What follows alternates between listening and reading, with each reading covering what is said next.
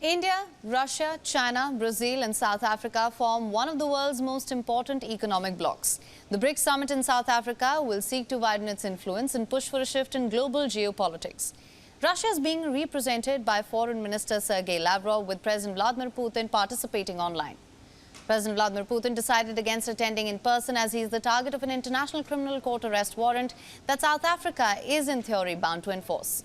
On the other hand, there's strong buzz of a possible meeting between Prime Minister Narendra Modi and Chinese President Xi Jinping. In recent years, the border between China and India has become the site of growing tensions. India is firm in its stance. Peace and tranquility in border areas is essential.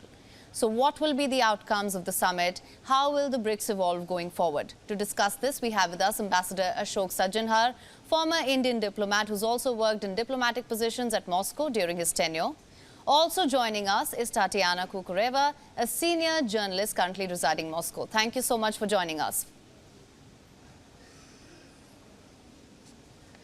Good morning. Ambassador, I'd like to start by asking you, to begin with, what would you say are the key focus areas for India at the summit? Thank you very much for having me on your show. I think basically what we are looking at is trying to evolve BRICS into an organization where the global south countries, as far as their financial interests are concerned, they are better protected, they are better advanced.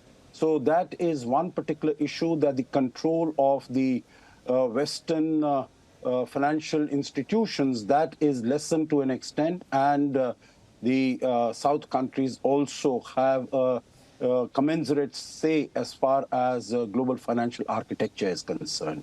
Secondly, it would be basically to ensure that we evolve into a multipolar world, and that I think the world is moving towards it.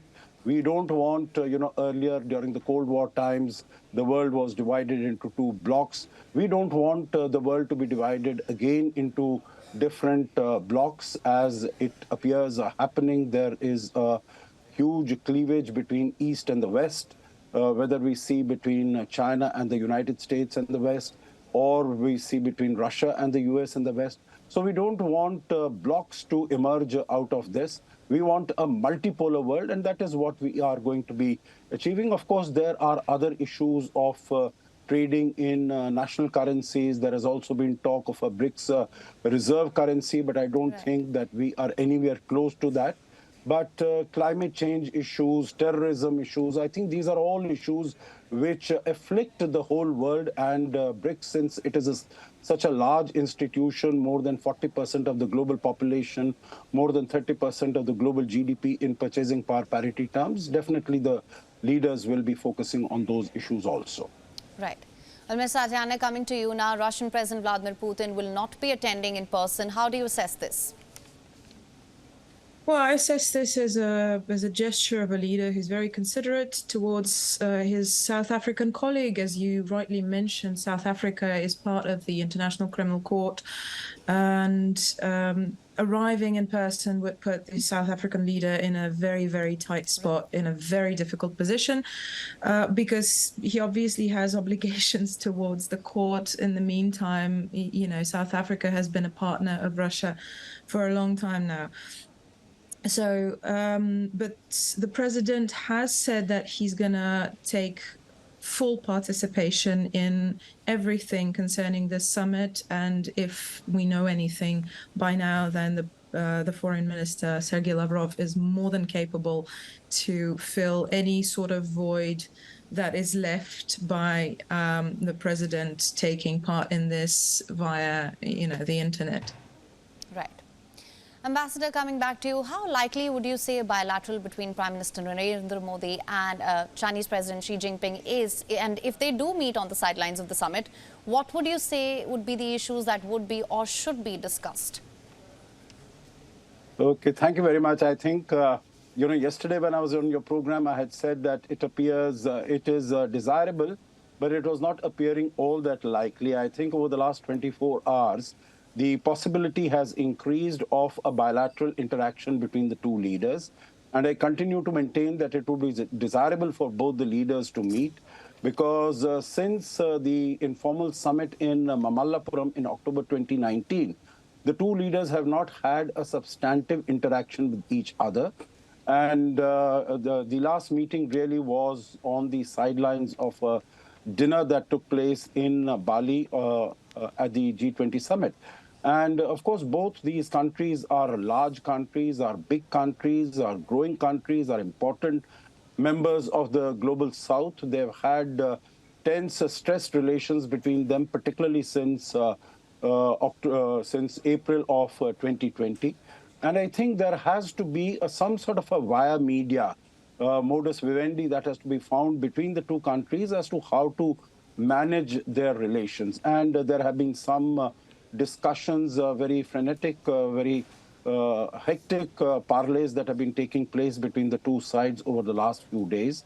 So I think it will be good to meet. It will be settle as far as there'll be a thaw in the ice between in the relations between the two sides.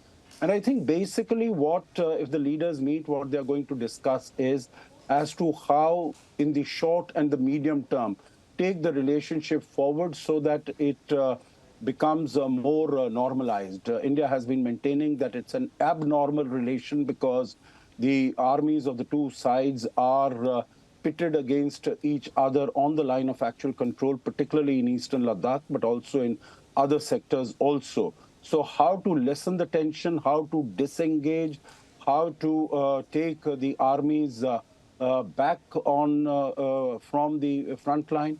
I think that is so that at least the first few steps can be taken for normalization of relations. I think if the meeting can take place, that will be a huge, big first step forward.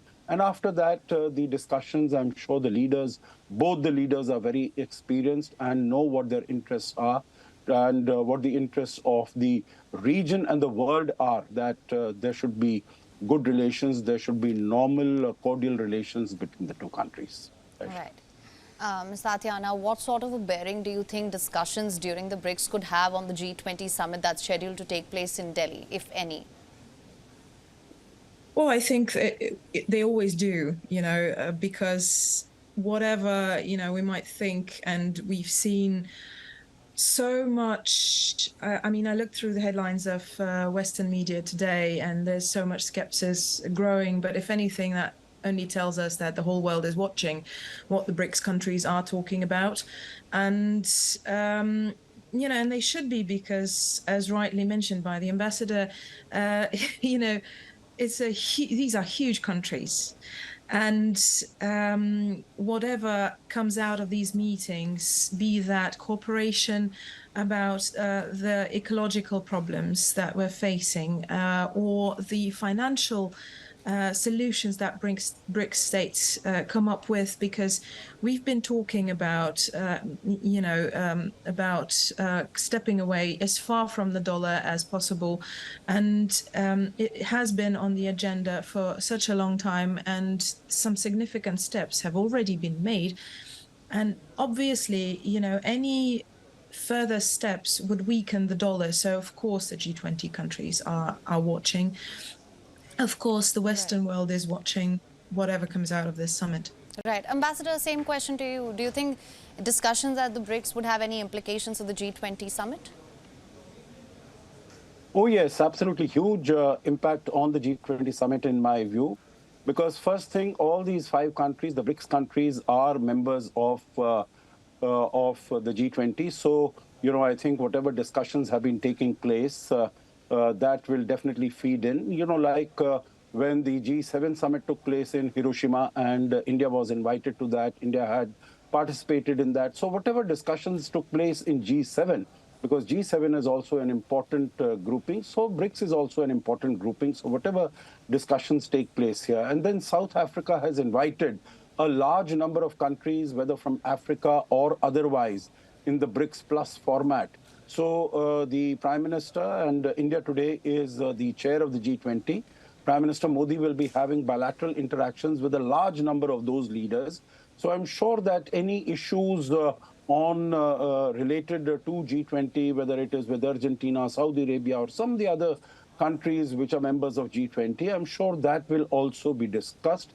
And as the question that you had posed earlier, Hisham, which was in terms of the bilateral interaction between Prime Minister Modi and President Xi Jinping, I think that will have a huge impact on the atmospherics, on the the body language, what it will show as to how China is going to work with India in terms of making the G20 successful, or it is not going to be very helpful or create obstacles or whatever. So I think one is in terms of the individual personal, interpersonal relations between the countries, between the leaders, and the other is on the substantive issues that are being discussed. And as we have spoken, many of the substantive issues that are going to be discussed at BRICS are also going to be similar to the issues that are being discussed in G20.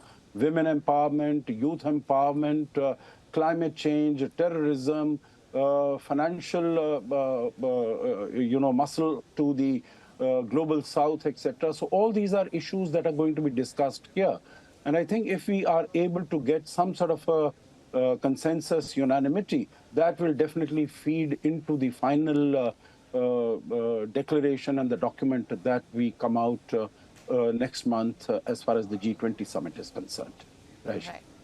Well, Ms. Satyana, coming to you, what sort of a role would you say the BRICS plays in global geopolitics? Can the BRICS shape a new world order going forward? I think not only can they, but they absolutely must. And again, we've already said that is such a huge part of the world population.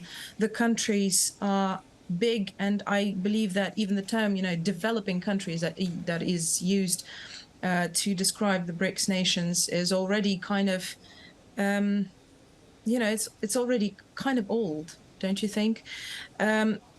I think that the countries that have such strong economies, the countries that have proven that they can make moves that will send aftershocks through the world geopolitical scene, absolutely must shape the world order. It's just that the question is, because that all of the countries, being big countries, be that India, China, Russia, or South Africa, it just takes more time when it's a conversation. And there is no, what is so unique about BRICS nations is that there is no clear, alpha dog and the rest kind of follow suit. There's a true dialogue of strong nations, powerful nations, and of course it takes more time to find common ground. So right. I think that it's extremely exciting to see what comes out of it. Right. Now, Ambassador, when it comes to expansion, which is also going to top the agenda, what is your take? How do you see the BRICS evolving going forward? At least 40 countries have shown interest in becoming members, with about 23 having submitted their applications as well. Yeah, that's right. And I think that's going to be a major issue that is going to be discussed. As I said, it would definitely not be in India's interest to divide the world again into two blocks, construct BRICS into an anti-Western alliance or something.